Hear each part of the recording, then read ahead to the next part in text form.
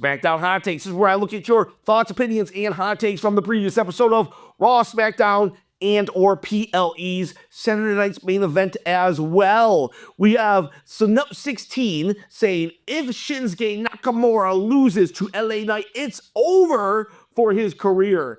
Woo, it's over for his career is very harsh language. I don't think the guy will have to retire. However, I will say I agree that it will be very difficult to look at him as anything other than a main event jobber going forward. He'll be like the Japanese Dolph Ziggler because, yeah, what do we do? Just dust off Shinsuke whenever we need a credible threat to a title to build a champion up. JDL Birched, sorry if I got your name wrong. R, wise man, that was well said. Love that promo. What was Heyman's favor? He never said what it was. What is that favor? I wonder what it could be. Is the favor I take Paul Heyman to Raw with me? I don't know. It's going to be interesting to see what it is. I cannot wait for this fallout. Can you imagine if they lose and then Roman still owes Punk a favor? Oh, wow. Paul owes Punk a favor? Because that was the thing. Paul owes Punk the favor, not Roman. So if the favor is, Paul, you're coming to Raw with me to manage me from now on, well, Roman's already agreed to it, and that could set up a feud in the future. Maybe Paul Heyman on a pole match, anyone? Vince Russo's ears just perked up right there. No time for cute transitions today, so I'm just going to flat out say, if you want to win this belt, you got to comment below. You got to be a subscriber as well. Hit the bell notification. Maybe give a thumbs up because I'm trying to become a full-time YouTuber, and that's why I'm giving away the belt. And, to show my gratitude towards you as well. But yeah, seriously, I want to become full-time so I can quit the day job and just produce wrestling content all day long. I will do 2 videos a day if you want me to. I'll be the hardest working YouTuber, I promise you that, and I'll give away a belt no matter what all the time. Next giveaway will probably be maybe 20,000, 25,000, I don't know, but for right now, 10,000 subscribers, give away the belt. Don't forget to subscribe and watch the video to the end, even if you have to hit mute. Deville Stewart, I ain't gonna lie, but CM Punk and Roman Reigns sitting in one room with the wise man Paul Heyman is such pure cinema. Now that it is so money for that match for the future down the line. I can't wait. Yeah, we definitely set up a rare Roman feud not involving the bloodline. And I am with you, Deville Stewart. That match, I cannot wait. Where are we going to get it? Maybe next year for Survivor Series. I don't care. I want it. The tension was there, and I cannot wait to see it in the ring. Next comment from member of the channel, Comic Head. With all due respect to Carmelo Hayes, there is something weird about seeing Cody have such a grueling match with a new NXT draft pick. I believe Carmelo Hayes is him. I love Carmelo Hayes. However, this did not do Cody any favors. Cody is such an unselfish wrestler that he probably wanted to give Carmelo Hayes the rub, and he did. That match was good, but the problem is, Cody's reputation is taking bruises and bruises. I said this in the live stream. He's not on the PLE. He was not in the main event of SmackDown. He wasn't even at the top of the 9 o'clock hour. Well, he kind of was. His match was already in progress. And he even came out first. The champion should always come out second. Why is a rookie coming out after the champion? No, I don't care who you are. The opponent waits for the champion, not the other way around. And then he has a grueling match with an NXT call-up. Honestly, I love that Cody wants to put over talent, but this match should have been a house show match if he really wanted to help Carmelo Hayes in the ring. And Cody needs some dominant victories right now, especially because he's so angry. Angry Cody Rhodes should be going in differently than nice guy politician Cody Rhodes. And I love Cody, okay, guys? Please, I'm not a Cody hater. I will bash people that I like if I feel it is warranted. Look at my videos on Gunther lately. I absolutely love Gunther, and yet I feel his booking has been trash, and I'm going to call it out when it needs to be called out. TTJC, Rhea's being pushed way too hard. She's not taking accountability, nor is she vulnerable. It makes it hard to root for her unless you're a die-hard fan. Same with Damian Priest. Spot on. Spot freaking on. How am I supposed to really get behind Rhea if she just dominates everybody and then makes them look stupid? She's dominating left and right. She can beat up 2-3 people. She has no accountability. Here we are saying Roman needs to apologize. Roman needs to apologize. What about Rhea Ripley? She literally brainwashed Dominic Mysterio. She is the reason why Raquel Rodriguez was on the shelf. She's the reason why Liv Morgan had a revenge tour, because she put her on the shelf. Where's any of her accountability? And the fact is, how am I supposed to root for her? Bad guys need to look unstoppable and good guys need to look vulnerable, because that way, when a vulnerable good guy beats the unstoppable bad guy, it's awesome and amazing. When you go out there week after week and just punk somebody out and then beat them, it's like, oh, cool. Okay, next match. Even when Rhea has lost to Liv Morgan, it still seemed like Rhea was like the victor somehow, or came out on top. I don't like the booking. It's not because I don't like Rhea. It's because I don't like dominant faces that then go and win, because there's no struggle. You have to have adversity for us to really invest emotionally. B.R. Goldstein, who is Brian's Wrestling, member of the channel, I think my second member of the channel, so what's up, Brian's Wrestling? Heyman's favor is choosing CM Punk over Roman. Yep, you and I were on the same page. I appreciate you, Brian. We think very much alike, and he does correct me a lot when I get things wrong. So I appreciate you and your comment, and I agree 100% with you. Alex Johnson, Liv needs to win her feud with Rhea way more, because if Rhea wins the feud, there's going to be only one credible heel to dethrone Rhea, and that's Liv Morgan. So basically, Alex is saying Liv has more opponents than Rhea would, because Liv is a heel and there's a lot more women faces.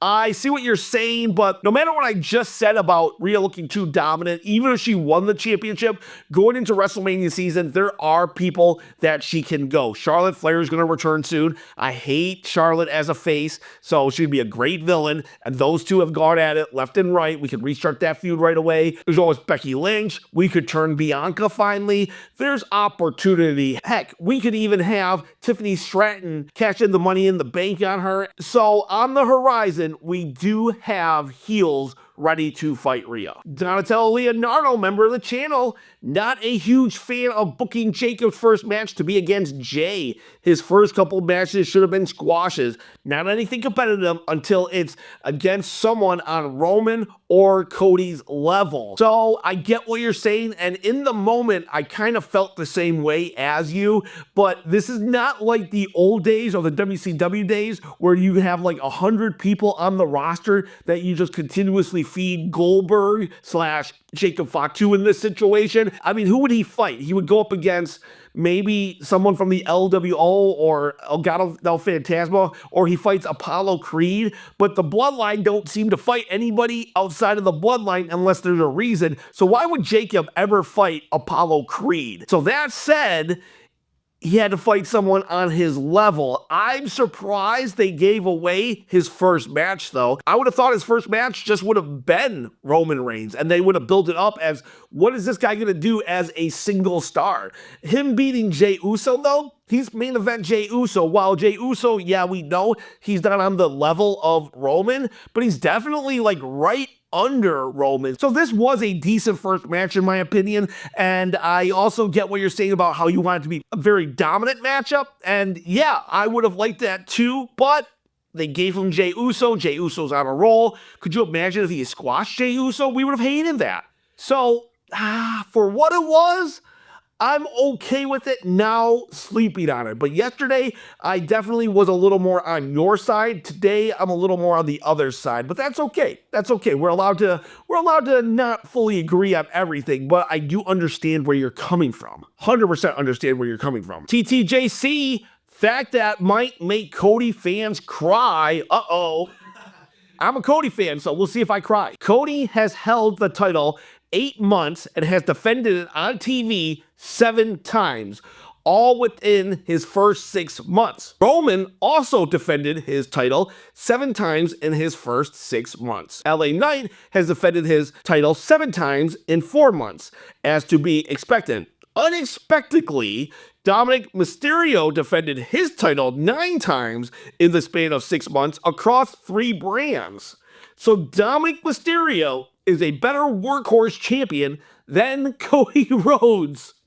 There you go. That's a hot take. And you want to know something? ESPN did just rank Dominic Mysterio as the #1 wrestler under 30. I'm going to leave that comment as is. And you guys can put in the comments below if you agree. Is Dominic Mysterio a better workhorse champion than Cody Rhodes? I love TTJC's comment. This is a hot take video. Let's get some hot takes. Rose Gold J. Heyman will leave Roman for Punk. That segment just proved it all. I think you might be right. Earlier when I was talking about what the favor was, I'm beginning to think that's what the favor is. Come to Raw with me. You're leaving this toxic group. Alan Serpenta, Cody is turning heel sooner than we think. Whew, I don't know. WWE is still doing good business. Cody Rhodes is still the #1 merch seller. But it's there. It's starting to bubble. It's starting to boil. Cody's blood is starting to turn red with anger at everything. And when he lashes out, oh boy, when he goes full Homelander and starts laser beaming the audience, I'll tell you what, Cody as a heel he's next level. He's next level. Every Cody hater will become a Cody lover the moment Cody does one heel promo, because he is good as a heel. Damian King, imagine a moonsault followed by a tsunami. Oh, that would be crazy. That is the hope that a lot of people are having, that Jacob Fatu and Bronson Reed turn into a tag team. That tag team would be unstoppable. I can't think of a more dominant tag team in recent years, or even ever. I mean, the Twin Towers, they were a dominant tag team back in the WrestleMania 5 days, but they never really dominated. These guys would dominate. Very agile for big men, and just like, they got big man moves too. A tsunami and a moonsault, that would be a deadly combo. Maybe call it the Moonsami or the Tsunami Salt? I don't know. What do you guys think? What could we call that finisher? DeVille Stewart, yo, I'm going to tell you something. Jacob Fatu versus Jey Uso was an incredible match. This is money. Jacob is the future world champion one day. I'm here for it. Sign me up. I love you, Solo. I love you, Jacob Fatu. Yes, this was, oh man, money. At first, as I said earlier, I was a little on the fence. Why are they fighting? This is not good for Jey. This is not good for Jacob.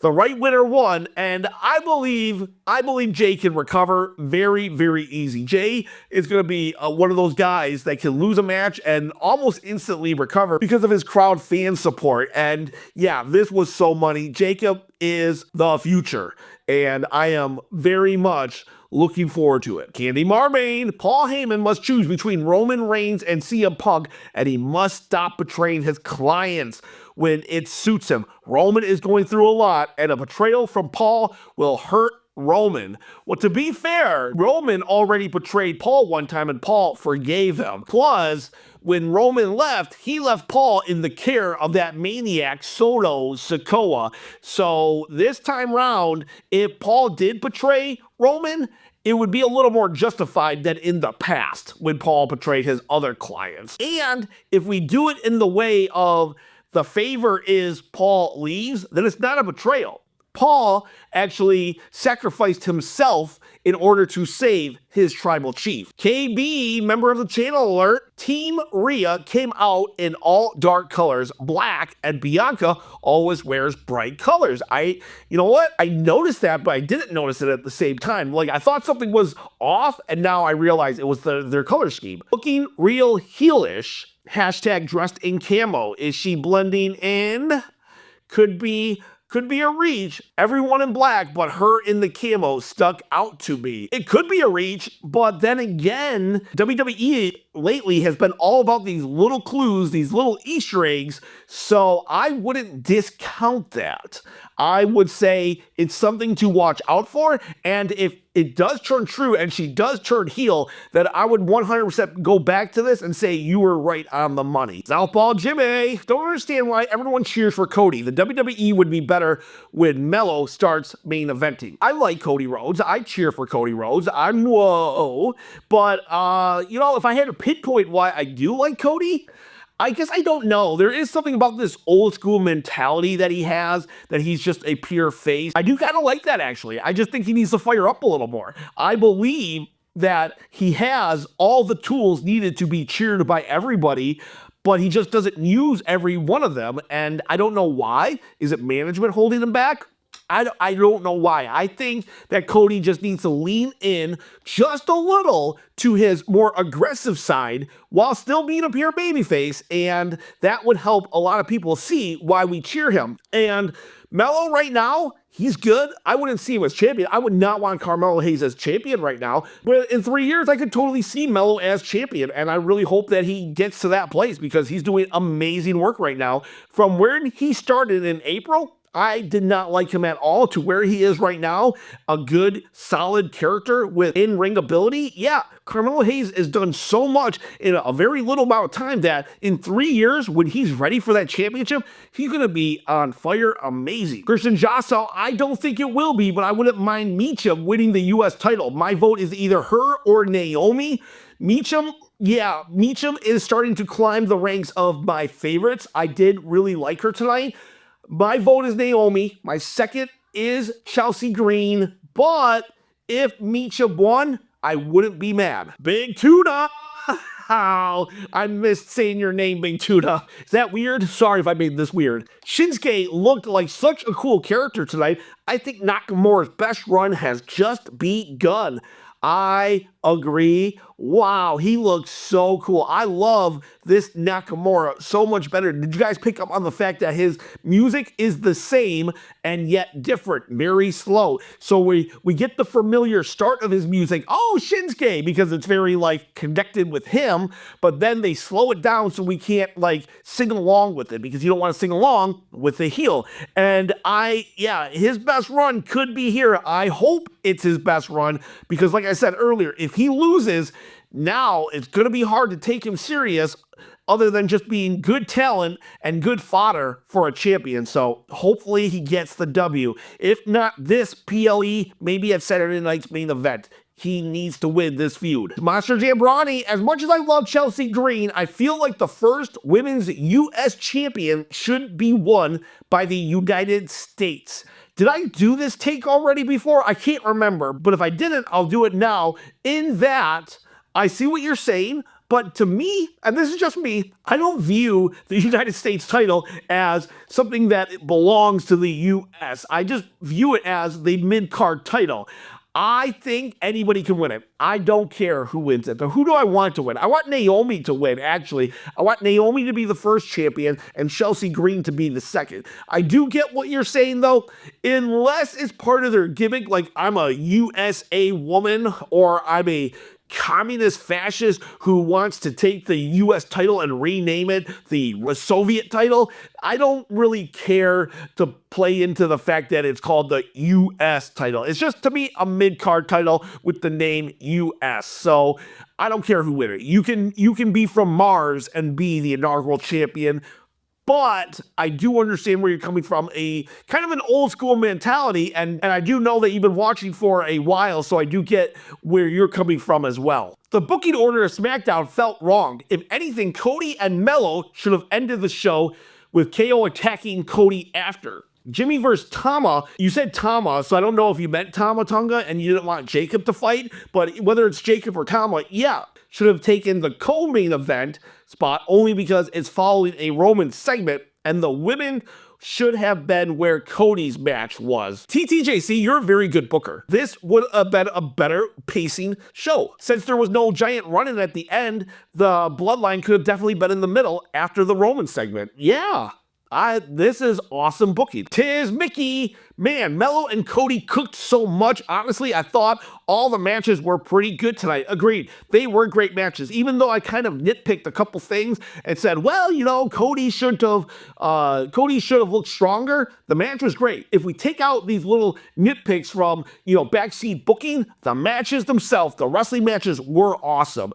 And Carmelo looked amazing. Also, last week, I meant to say this, but also forgot.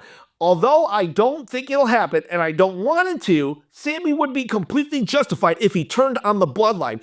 Roman, Jey, and Jimmy all told him he wasn't family, and Solo never has. Even last week, he said he loved all 4 of them and wanted them to join his bloodline. Yeah, Sami and Solo has actually, if you go back, they have a really good relationship, and you are right. Everyone said you're not family except Solo, so I don't know. What if that plays into it? Tis Mickey. I will come back to this comment if you are correct. Raphael Lotta AI.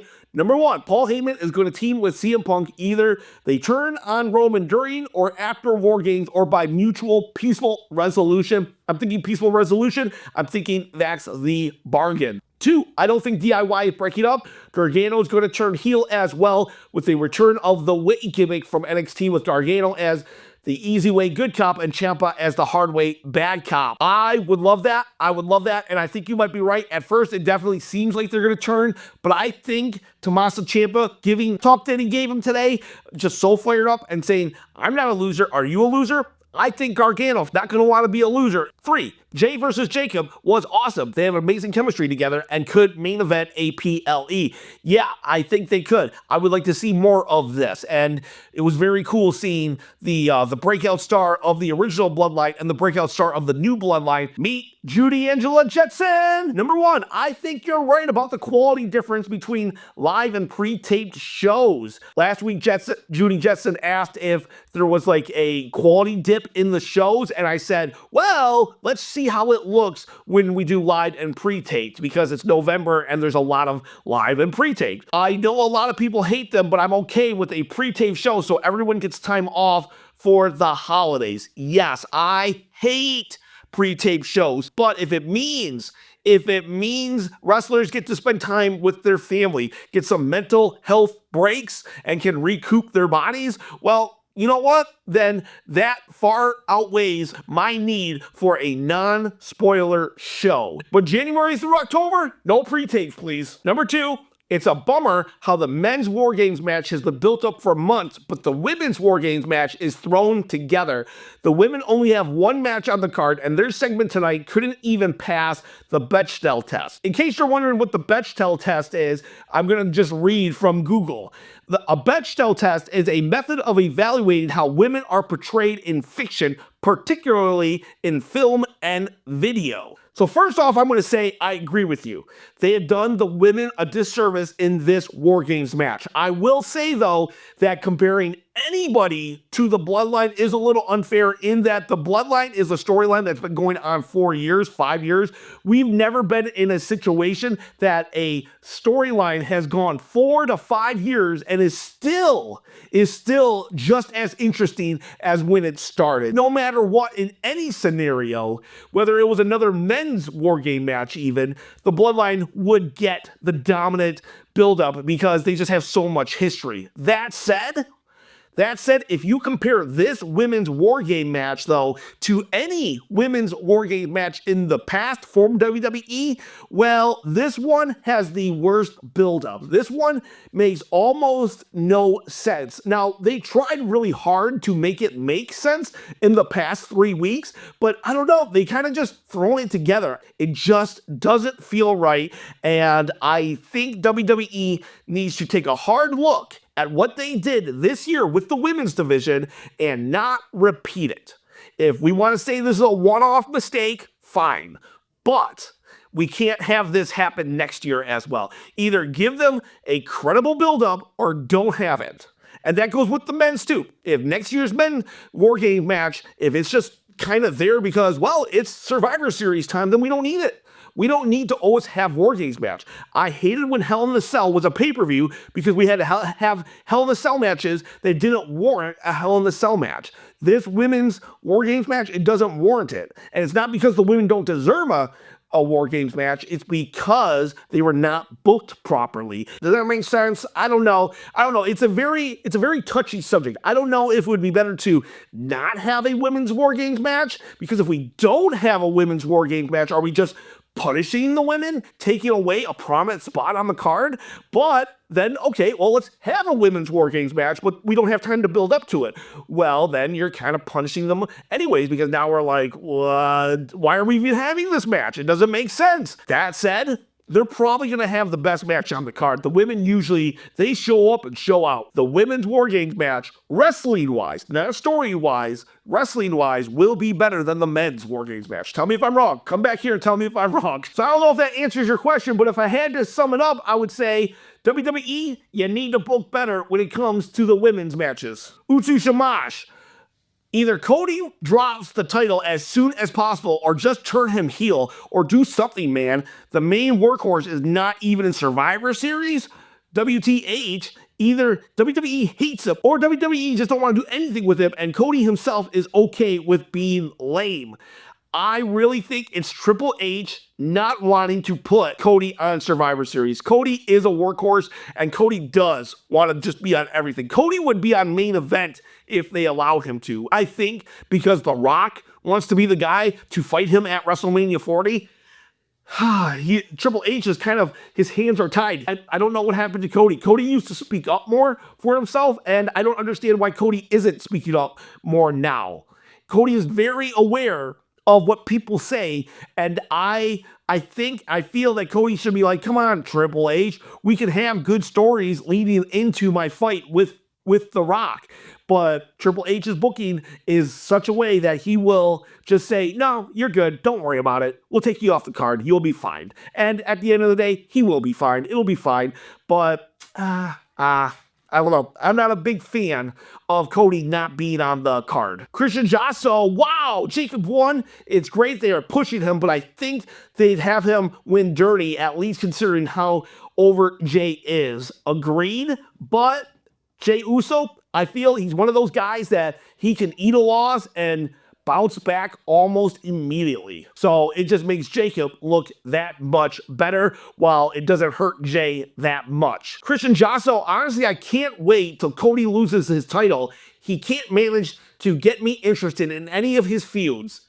I got a lot of Cody negative comments here, and where are my Cody lovers? Guys, if you like Cody Rhodes, I need you to come on the next hot take and say something. Tell me why. Defend Cody Rhodes. I need some in defense of Cody Rhodes comments. Boomer Leo, I think it was hilarious seeing Punk throw up the one up to acknowledge the favor coming. That was great. CM Punk is a master of subtleties.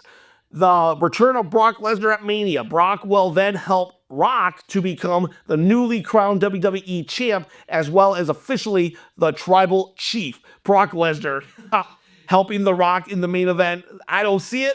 But then again, last year was definitely way overbooked, and who knows, maybe Brock becomes The Rock's enforcer. The Brock and Rock connection. Oh, there's a tag team for you. Could you imagine Rock coming to the Rocky Maivia inspired attire to WrestleMania 41? Extremely doubtful, but we can dream, can't we? He's talking about this attire right here, and yeah. This attire, we could dream that, but it would be a nightmare for The Rock. The Rock wants to forget that this outfit ever happened. Comic Head, hot take theory on Punk's favor.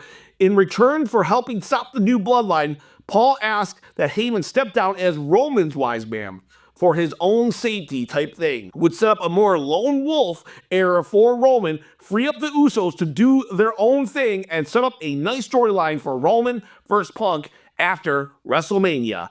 Yeah. I don't really got much to say on that. It makes perfect sense, and we kind of got to get Roman. I don't know. I just don't see the bloodline, the original bloodline, being a thing forever. Lone Wolf Roman, we saw him in a faction for 4 years. Maybe it's time to see what he can do without. And he's a face now, so he can't be relying on them all the time anyway. So, yep. Good theory. And so those are your hot takes. Survivor Series is tonight, so I got to edit this quick, get it up so we can stream and watch Survivor Series as a community. And then after Survivor Series, I'll do another hot take video for tomorrow. Lots of content coming out, and it is just a good time to be a wrestling fan. Just like Thanksgiving that just passed, with Survivor Series weekend, we're going to be eating good. I'm so thankful for every single one of you, all you men, all you women out there watching the channel, helping me boost up my engagement, commenting, and just, I don't know, just being a fellow wrestling fan in a fellow wrestling community is just awesome. And I thank every single one of you. Guys, girls, have a great day.